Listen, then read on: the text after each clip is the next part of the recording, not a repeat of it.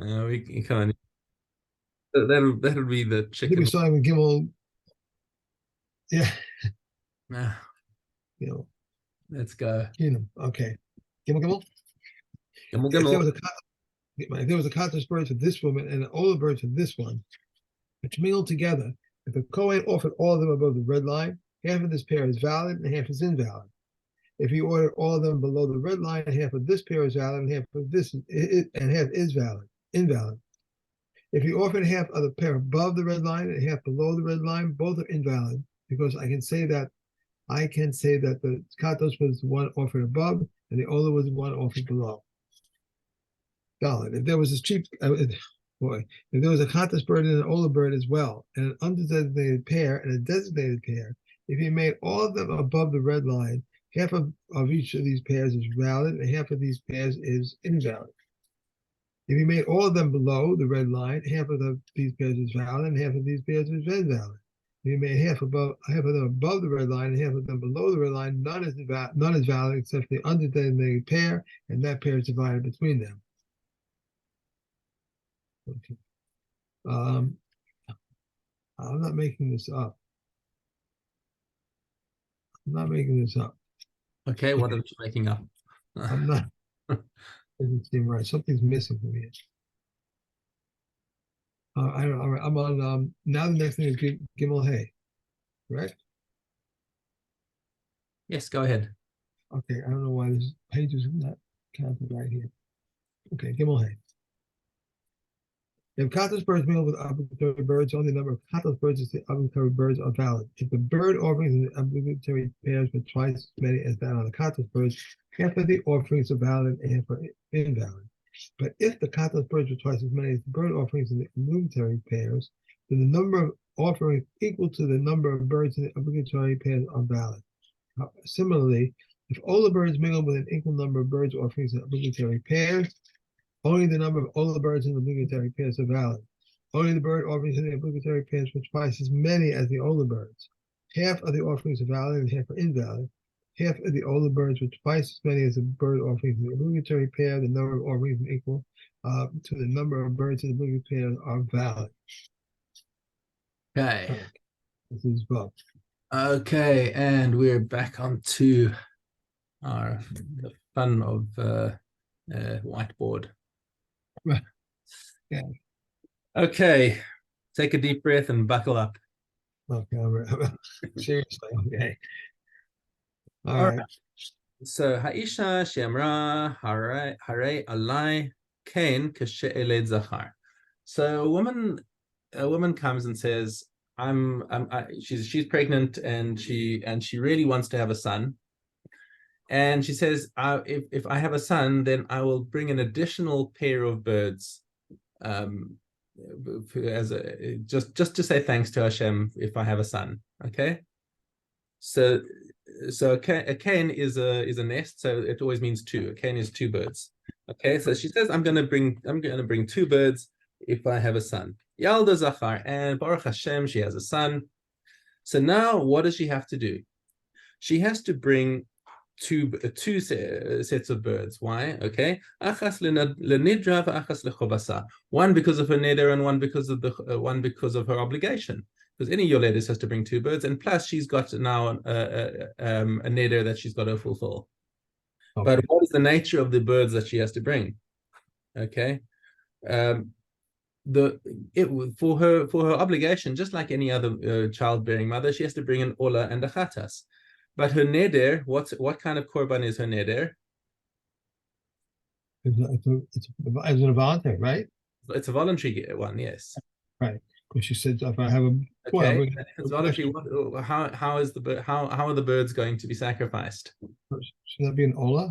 They have to be olas, right? So using again the star, because the stars are up, we're going to use the stars to represent an ola, and a heart to represent a chatas. So she's got one bird that's going to be a chatas, and three birds are going to have to be olos. Right? That's how she envisioned it.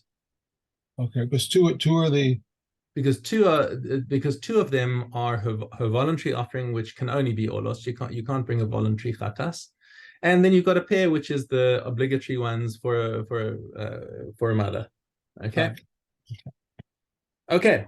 So far, so good. So she comes and gives them to the Kohen, and something doesn't get communicated between her and the Kohen. And the Kohen didn't get the memo of how to sacrifice these. He just saw that she gave him 2 pairs of birds. Right. Okay. A Kohen tzarich lasos shalosh peridos lemilemalan ve'achas lemalatan. So if you've done it right, then the Kohen has to give 3 above and 1 below. Lo asa Kain, ela asa shtayim lemalan ve'shtayim lematan. He just assumed that this was 2 pairs of obligatory offerings. So because these birds, when the birds arrive at him, they are unspecified. That, thank God, is our one saving grace in the situation, is that at least the birds were unspecified. So the fact that he offered them wrong means that at least we're not dealing with a situation of he offered one that was supposed to be above and below, and one below above. Okay. So now these birds were unspecified, and now what did the Kohen do? So I'm going to just clear this diagram and replace everything with question marks. We got 4 birds that were unspecified, and the Kohen put 2 of them above and 2 of them below. Okay, so now now what do we know is that the one that he did above, the one that he did below, the first one that he did below for sure is a chatas, no problem with that. Okay, yeah. and this is kosher. Okay, and he did also 2 birds above, right, which are olos. Okay, and that's great, but this third bird over here. So one of the birds is one corresponding to the chatas above, and now one of them was done above, which is okay. But the last one that we did on the bottom was meant to be an ola, so we're going to give it an X because this was done wrong. Okay, so we know for sure that one of the birds was done wrong, and we put a little X over there, and we know that this one is going to have to be replaced. Let's see it in the Mishnah. That one's done wrong. It should have been placed above. It should have been placed above, and instead he put it below because he just took 4 birds, thought it was 2 and 2, and it was wrong. It was meant to be 1 and 3. Okay, she just has to bring 1 bird. Okay, and she just has to bring 1 replacement bird and bring it above. Okay, to fulfill her neder. This is just from as long as all the birds here were from one type. Remember, we said the halacha that any pair of birds has to be of the same species, either both turtle doves or both young doves. Right. But you can't mix them. Now, what happens if it's shnei minim? Okay, so let's just. I'm just going to go into Kahati to clarify our situation over here. That if she brought the two different nests of 2 different minim, one of turtle doves and one of young doves, the asa kohen tor echad lemala and tor echad lemata, ben yonah echad lemata, ben echad lemata. Okay, but he doesn't know. Right, in according to the Kinnim. So now this was all okay as long as they were all of one species. But what happens if the one nest was pigeon, okay, was turtle doves, and the one was young doves? So now the Kohen knows enough that he's going to bring a pair of each above and below.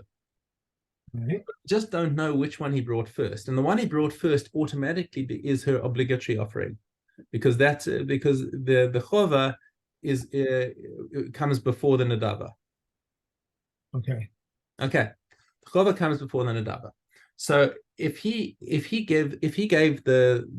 brought the turtle dove first, and then so he brought the turtle dove first below, and then the other turtle dove is automatically an ola, and then he brought the second one, the ben yonah second. Then the second one that he brought below, that's the one that's pasul. because that was meant to be an Ola and he brought it as a Khatas. So the second species is going to be Pasul, but the problem is that the Kohen doesn't remember which one he brought first. So now our woman has got a problem. She has got to bring a pair for the original bird of the same type. It's the original, the one that's on the. So the one that was done second got messed up. This one over here, this one got messed up, but it's got to match the type of its partner. So we know its partner was brought above, but that's fine. But the one that was brought below, we've got to bring one that matches its type. So we don't know. So since we don't know if it's a Torah or Ben Yonah, we have to bring both. You say she has to bring one or two? She has to bring two birds, one Torah, one Ben Yonah, in order to make up for the korban that got messed up. And what'd you guys do? Come on, man. Oh, okay. Well, I got to get back to you. I don't know how to get back to you now.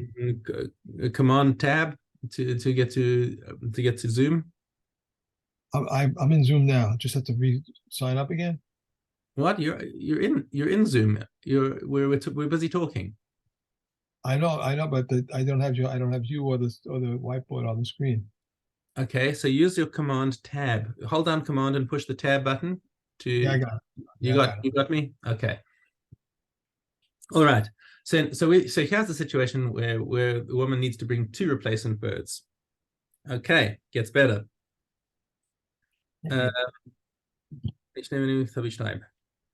Perishan Nidra.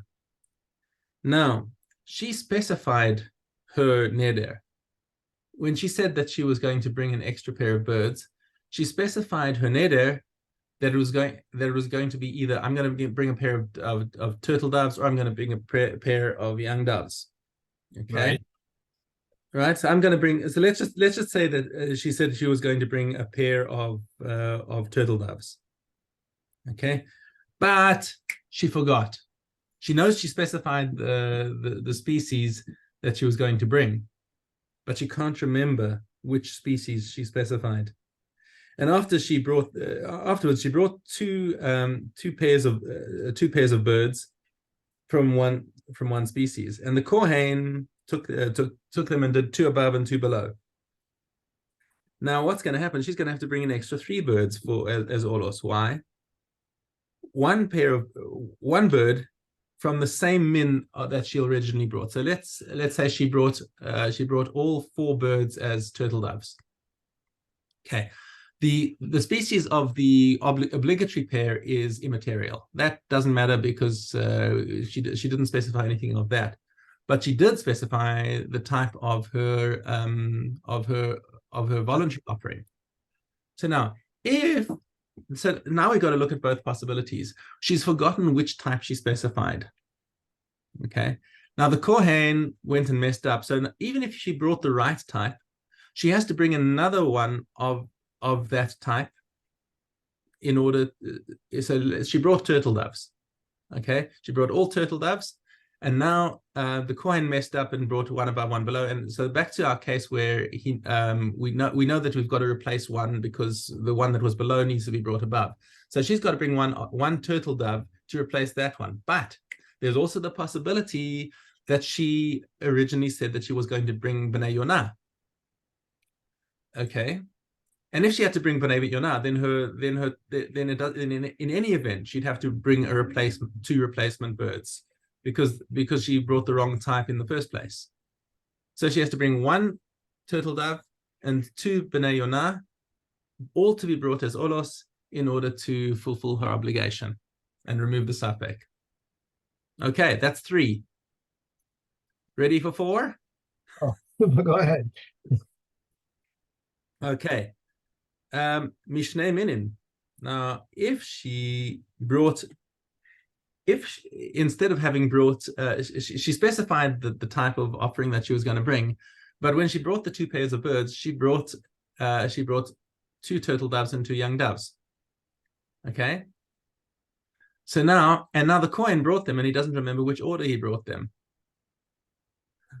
So now the possibility exists. The obligatory one is fine, but now there are 2 possibilities. It's possible that he brought the wrong min of her for her voluntary offering, and she doesn't remember, and he doesn't remember which one he brought first. So it could be either one that went wrong. In which case, she's right back where she started, and she has to bring 2 birds of either type in order to remove herself from any kind of suffix, in order to fulfill her obligation to bring 2 voluntary birds. Tachlis, this one is actually quite simple to understand, because she said she was going to bring 2 extra birds and of a specific type, but she can't remember which type she specified. And the bird, there's a possibility that her birds were not brought properly. So therefore, she has to cover all angles by bringing 2 extra birds of both types in order to make sure that her obligation is kept. Okay, that's 4. Kava nidra. Now, what happens if she was? It says if she fixed her vow. Now, what does this mean? Im kava b'shas nadra lavi kan nidra biyachad im ken chovasa. She swore at the time that she took her neder to bring her voluntary offering with a nest of her obligatory offering. For example, if she said, "Hare alai kan lahavia im ken chovasi," she said, "I'm going to bring a nest to bring with my obligatory offering." Af pirsha me'eze min tavi kan nidra, and she said of which type she was going to bring her obligatory offering. Her voluntary offering. Minat, either from Torim or from Bnei Yonah, and she forgot which type she specified. So in this case, she's going to have to bring 3 nests. Why? 1 for her obligatory offering from whatever type she wants, and 1 nest of Torim, and because she might have said Torim, and 1 nest of Bnei Yonah, which is in order to cover that possibility, because she might have said Bnei Yonah. And the Kohen is going, and the Kohen must make her chova, her obligatory offering must go 1 above, 1 below, and all the rest. So now she's actually brought 6 birds here, in order to remove herself from the suffix, because at the time of her neder, she brought. She said she was going to bring birds of a specific type. She can't remember which one, and now in order to remove herself from a suffix lechatchila, she arrived at the Beis HaMikdash with 6 birds, right? 2 of the obligatory type, and 4, which is two turtle doves and 2 young doves, in order to remove herself from the suffix. Okay, all great, but once again, the Kohen didn't understand what was supposed to happen over here, and of course he brought 2 above and he brought 3 above and 3 below.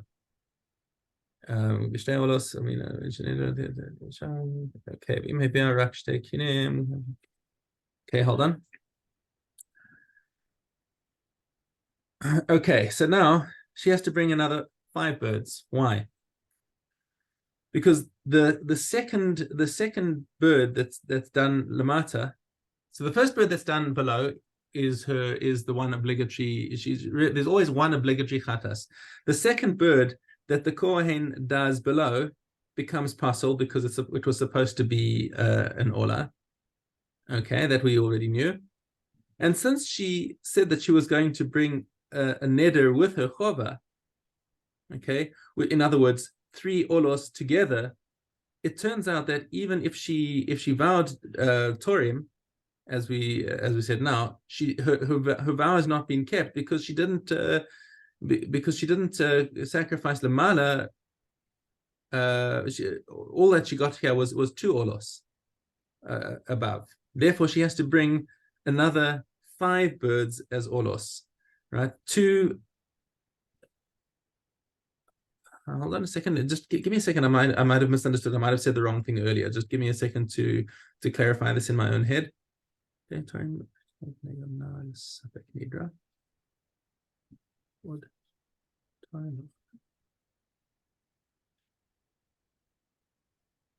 Okay. I made a mistake. No, did I?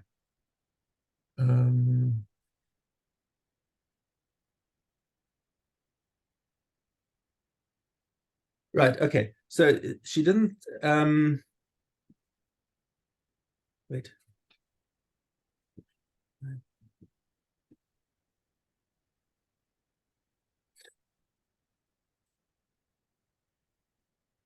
Second. Kava nidra. Okay. Okay. So just rewind this case, the case of 5. Okay. The case of 5 is where let me start this again. She said that she was going to, okay, as always, she has to bring 1 khatas and one ola as her obligatory. And she said that she was going to bring her obligatory offering, her voluntary offering together. So she specifically said that she's drawing a connection between the voluntary offerings and the obligatory offering, that they're going to be brought together. Okay. Which means that she's undertaken that 3 birds need to be brought together. Okay.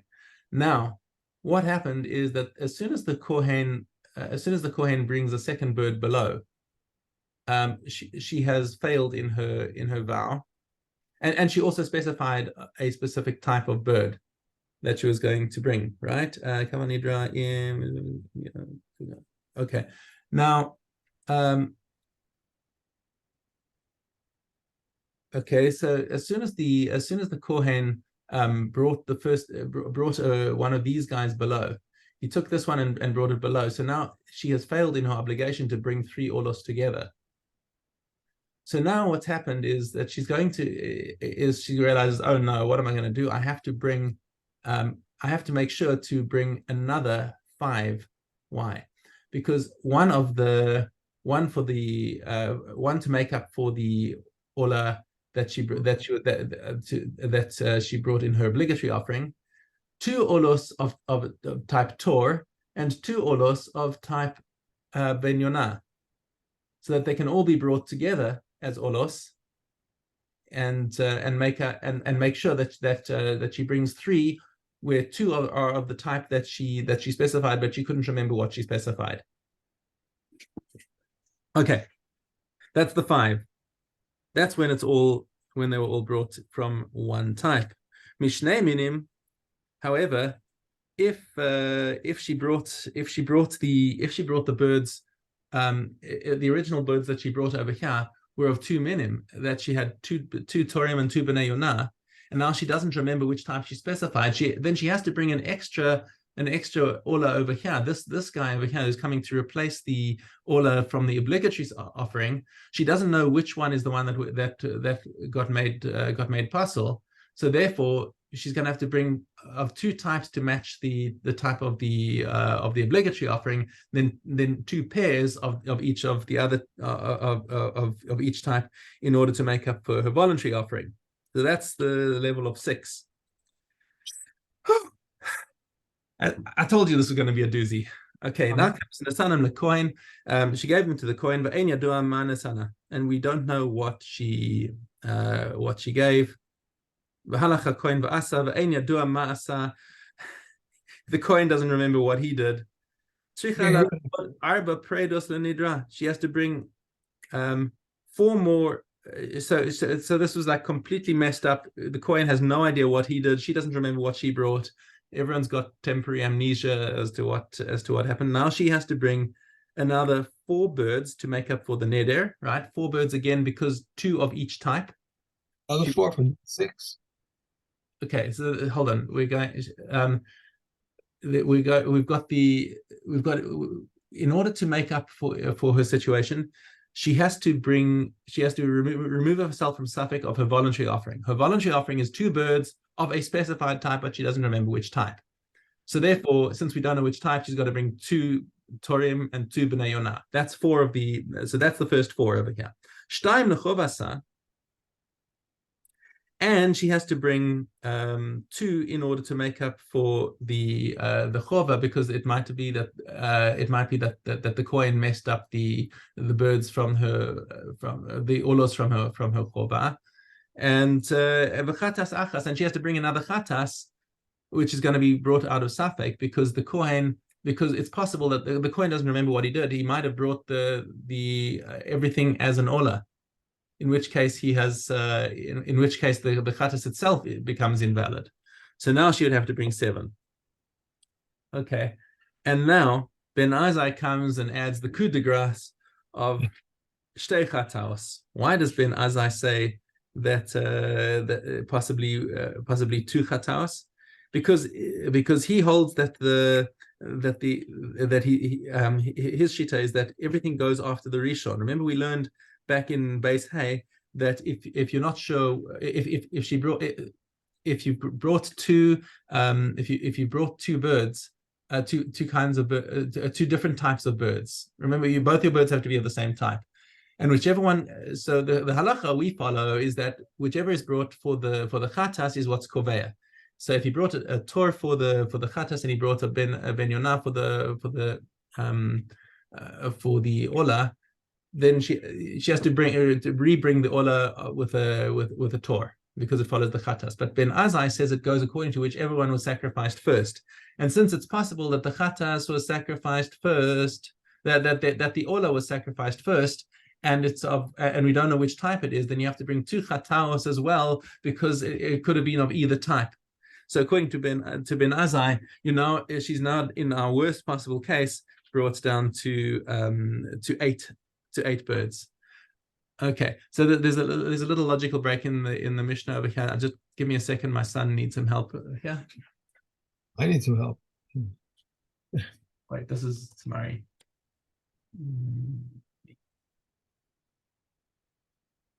Okay. All right. So now Rabbi Yeshua comes at the end of the Mishnah to make an analogy between the 1 to 7 that we have in this Mishnah of all these different possibilities, and he says, when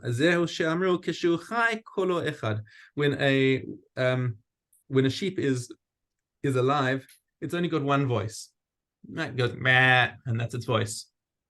But when it's dead, it's got 7 ways of making sounds. Ketzad kol shiva, shtei karnav. It's got 2 horns, which is shtei chatzotzos. You can turn them both into shofarot, or into trumpets. Okay, shtei shokav. It's 2 thigh bones.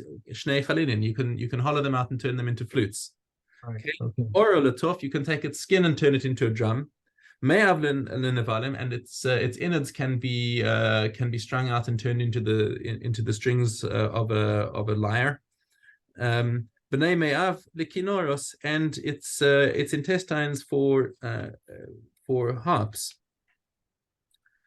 Okay, yesh omrim af tzamro litcheles, and yesh omrim, I think, would be Ben Azai coming on and wanting to get his 8th one in there. Saying that its wool can also be used for techeles, for the Kohen Gadol, which and he's got the bells on his coat, so that's your possible 8th over there. Rabbi Shimon ben Akashi Omer Ziknei Am Haaretz Kol Zman Shemazkinim Datan Mitarefas Aleihin. The old Amei Haaretz, as they get old, the das drives them crazy. Shneimar Mesi Safale Namanim v'tam zakenim yikach. As the pasuk says in Eov, he takes away the language to Mesi Safale Namanim v'tam zakenim yikach, and he takes away the reason of old people. Aval ziknei Torah einochein. Talmidei Chachamim, when they get older, calls man shem as Kinnim, as they get older, datan misyasheves aleihen, they become more and more at peace with their das, as it says, b'shishim chochma v'orech yamim tuvuna. With b'shishim, that is Talmidei Chachamim, they become wiser, and through their days they gain more and more understanding. B'ezrat Hashem, this should be mekuyam with all of us. Hadran alach maseches Kinnim, hadran alach seder kodshin. Wow. Okay, so now that Mishnah obviously took a very long time, but fortunately the first 2 Mishnayos in Keilim are a lot simpler. By the way, I got myself an art scroll Keilim, because you just for Keilim, you honestly need an art scroll. It's No two ways about it. You want to go right to Keilim now? Yeah, Keilim. Show you the first now. Okay. All right. I think is this the largest Yes. Keilim is the biggest Masechta. Okay. Avos Hatuma. Starting out by describing what are the different avos hatuma. Starting off with the lowest level of tuma is a sheretz, creepy thing, shich vasera, seminal emission, tmei mace, somebody who has become tamei from contact with the dead. A matzora, and a person who is a matzora b'meso for a while he's counting his days in order to become tahor. After he has been declared tahor, he has to count a number of days until he's allowed to re-enter the camp. You want to get rid of the whiteboard? Oh yeah, let me take away the whiteboard. Sure. There we go. Okay. There we go. Now you can see me properly. Okay. So and mechatas she'ein bahem kedei hazaya. When you've got water from the paraduma, that there's not enough left inside the jug in order to sprinkle. It still conveys tuma, but of a lower level than the next case we're going to come across. Okay. In all of these cases, hare elu matamim adam v'keilim b'maga.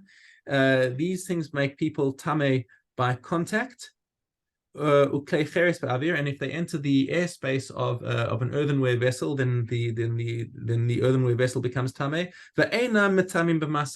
But a person does not become tameh by carrying any of these things. So if a person carries without touching, they carry a sheretz without touching. If you pick up a chair on which the person who's tameh mace is sitting, you don't become tameh from him. Okay, one level above, lamala mehem nevela. An animal that died without shchita, meichatas sheyesh behem kedei hazaya, a jug of meichatas that's being carried, renders the carrier is going to render the carrier tameh. Okay, shehem metamim isa adam b'masa. So both nevela and meichatas make a person who carries a tameh. Okay, the tameh begadim b'maga. So whatever clothing he is wearing at the time that he's carrying them also becomes tameh. But also clothing is spared from tumah when there's only contact, which means that if the person became tameh from, let's say, carrying a dead sheretz, and then he put the sheretz down and then touched his clothing, that does not become tameh. Okay. Right, that ends our Mishnah for today, and let's do chazaras. Just noting that the Zoom meeting is running out of time over here, so at some point we'll have to stop and restart. Which should you want to do now? Which way do you want to go, midos or mila? So we're going to do midos. We have base gimel. The bull offerings that are burned and the no. Midos. Daled base. You said midos and I picked up mila. Okay. By the way, that Kohen that worked the shift with that woman, she should be gotten rid of.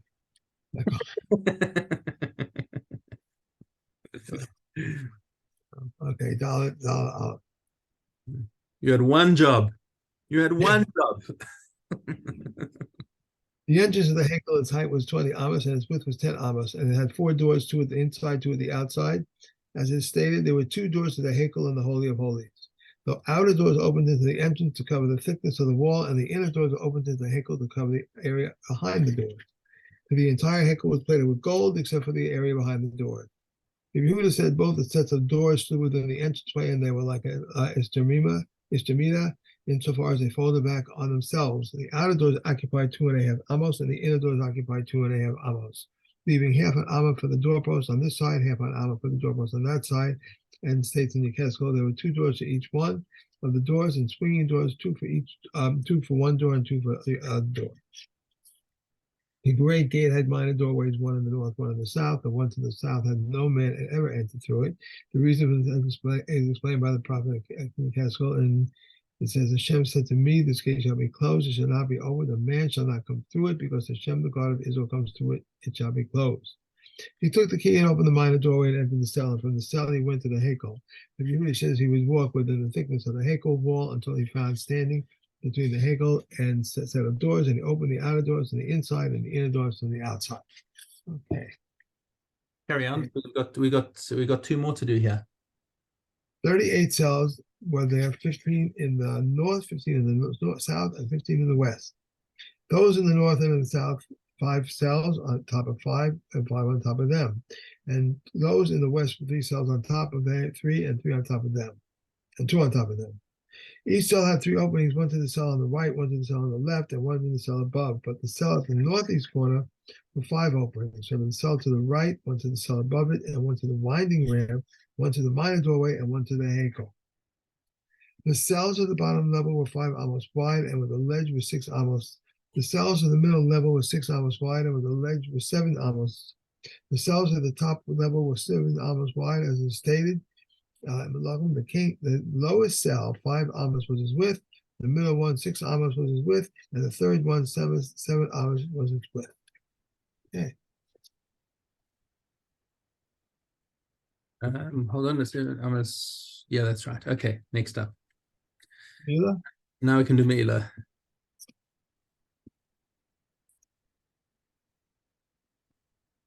The bull offerings that are burned and the heat offerings that are burned are subject to Me'ilah from when they are consecrated. Once they are slaughtered, they become prepared to be disqualified through contact with the Tevel Yom, through contact with the Mekusa Kippurim, with the remaining past their time.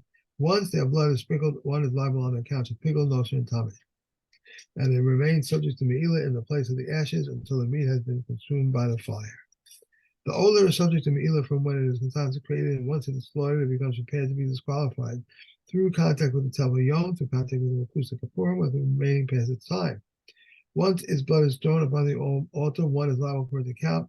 Pickle, nosher, and tummy, its hide is no longer subject to Me'ilah, but the most meat remains subject to Me'ilah until it goes out to the place of ashes. The Katos, the Asham, and the communal Shalom Shleiman offerings are subject to Me'ilah from when they are consecrated. Both, once they are slaughtered, they become prepared to be disqualified through contact with the Tevel Yom, through contact with the Mekusa Kippurim, with remaining past their time. Once their blood is sprinkled upon the altar, one is liable for their accounts for pickle, nosher, and tummy. The meat is no longer subject to Me'ilah, and the sacrificial parts are subject to Me'ilah until they go out to the place of the ashes. Okay, I'm going to end this session and start a new one.